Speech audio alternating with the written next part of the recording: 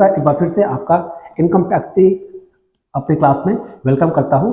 आज हम लोग बात करने बहुत ही इंपॉर्टेंट फैक्टर पे बात करने वाले हैं। आज हम बात करने वाले हैं कंप्यूटेशन ऑफ इनकम। किसी भी इंडिविजुअल पर्सन की जब आईटीआर फाइल करते हैं, किसी भी पर्सन की जब आईटीआर फाइल करते हैं तो उसका हम कंप्यूटेशन बनाते हैं, कंप्यूटेशन ऑफ इनकम। जैसे हम वर्किंग नोट भी कह सकते हैं या कंप्यूटेशन ऑफ इनकम भी कह सकते हैं। जब हम किसी भी पर्सन का आईटीआर फाइल करते हैं, किसी पर्सन की रिटर्न फाइल करते हैं, इनकम टैक्स रिटर्न फाइल करते हैं, तो उसमें हमको कंप्यूटेशन बनाना होता है, वर्किंग नोट बनाना होता है। क्लियर? तो उसके स्टेप क्या है, किस किस स्टेप पे क्या क्या वर्किंग की जाती है या क्या क्या इंफॉर्मेशन गैदर की जाती है, उसके बाद आप आईटीआर फाइल करने के लिए जाते हैं। तो चलिए आज हम स्टेप वाइज बात करेंगे कि कौन कौन सा इंफॉर्मेशन हमें किसी भी आईटीआर फाइल करने के लिए जरूरी है और क्या क्या इंफॉर्मेशन हमको गैदरिंग करने के बाद ही किसी भी फर्म का, किसी भी पर्सन का आईटीआर फाइल करना चाहिए। तो चलिए आज हम बात करने वाले computation of income. First step हमारा क्या होना चाहिए भाई? फर्स्ट स्टेप सबसे होना चाहिए कि हम किसी भी पर्सन की रेजिडेंशियल स्टेटस को डिटरमाइन करें। क्या होना चाहिए? Determine of residential status. Determine of residential status.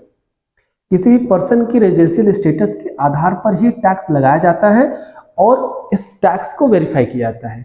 तो अब ये स्टेटस हमारा क्या होता है? दो तरीके का होता है, एक होता है रेजिडेंस और एक होता है नॉन रेजिडेंस। एक होता है रेजिडेंस, दूसरा होता है नॉन रेजिडेंस। तो रेजिडेंस की कंडीशन क्या भाई?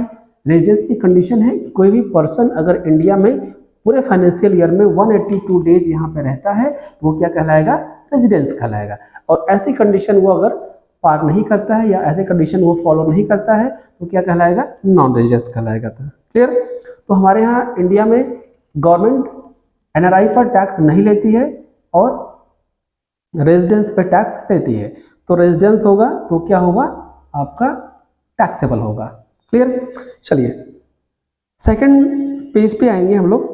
सेकंड स्टेप हमारा हो गया। Second step classification of income under head. अगर हमने ये कल पता कर लिया कि ये पर्सन रेजिडेंस है या नॉन रेजिडेंसन है, तो अगर वो रेजिडेंस हो गया, मान लेते हैं हम भाई वो रेजिडेंस हो गया, तो उसके बाद क्या करेंगे? उसके बाद हम उसकी इनकम को क्या करेंगे? जस्टिफाई करेंगे। उसकी इनकम क्या है? जितने भी इनकम टैक्स के 5 हेड होते हैं, उस 5 हेड में जितने भी तरीके से इनकम आ रही होगी सबको क्या करेंगे? जस्टिफाई करेंगे, क्लासिफाइड करेंगे। ओके? तो 5 हेड क्या होते हैं सैलरी के भाई? सैलरी होता है, इनकम फ्रॉम हाउस प्रॉपर्टी होता है, प्रॉफिट एंड गेन्स और बिजनेस एंड प्रोफेशन होता है, कैपिटल गेन होता है, इनकम फ्रॉम अदर सोर्सेज होते हैं। ठीक, ये हमारे क्या इनकम के 5 हेड है। इस 5 हेड से जिस जिस तरीके से इनकम आ रही है सबको क्या करेंगे? हम क्लबिंग करेंगे। नेक्स्ट उसके बाद स्टेप हमारा क्या आएगा? Step 3 computation of the income under each head. हर एक हेड से जो जो भी इनकम आ रही होगी, जितनी भी इनकम आ रही होगी, सबको हम क्या करेंगे? कंप्लीट करेंगे, कैलकुलेट करेंगे। क्लियर? कैलकुलेट करने के बाद क्या निकलेंगे? Under income under each head minus exemption minus deduction available under the head. जैसे हमारा क्या है? सैलरी का है, तो अगर हमें सैलरी की से इनकम आ रही है तो सैलरी से एचआरए भी आ रहा होगा, तो सैलरी से एचआरए का होगा आपका जो भी एग्जम्पशन होगा। दूसरा स्टैंडर्ड डिडक्शन का भी एग्जम्पशन होगा। तो जो भी पांचों हेड से इनकम निकल के आएगी वो इनकम टोटली उसमें एग्जम्पशन और डिडक्शन माइनस करने के बाद जो बचेगा वो क्या किया जाएगा? क्लबिंग किया जाएगा। तो step number 4 clubbing of income scope minor child. जितनी भी इनकम आई उस इनकम को क्या किया जाएगा? क्लबिंग किया जाएगा, मतलब कि एक जगह किया जाएगा जोड़कर, जो क्या होगा? आपका टैक्सेबल इनकम होगी। क्लियर? उसके बाद आते हैं स्टेप नंबर 5 पर। स्टेप नंबर 5 क्या कहता है? Set of current year loss and carry forward. अब अगर हम किसी बिजनेस का आईटीआर फाइल कर रहे हैं तो हम अगले साल के लॉस को सेट ऑफ करेंगे। किससे? प्रॉफिट से।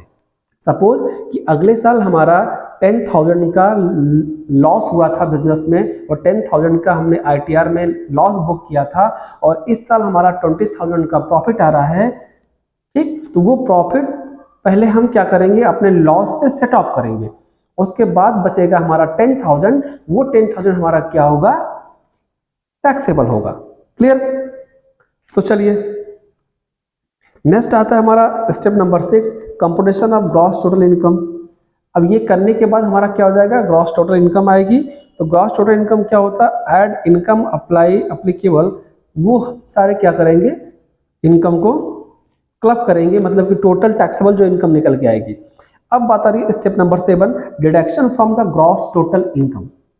जो ग्रॉस टोटल इनकम निकल के आई उसमें क्या होगा, डिडक्शन किया जाएगा। डिडक्शन क्या किया जाएगा भाई, deduction of receipt of creation of payment, deduction of receipt of creation of income, deduction receipt of the other income और अदर डिडक्शन।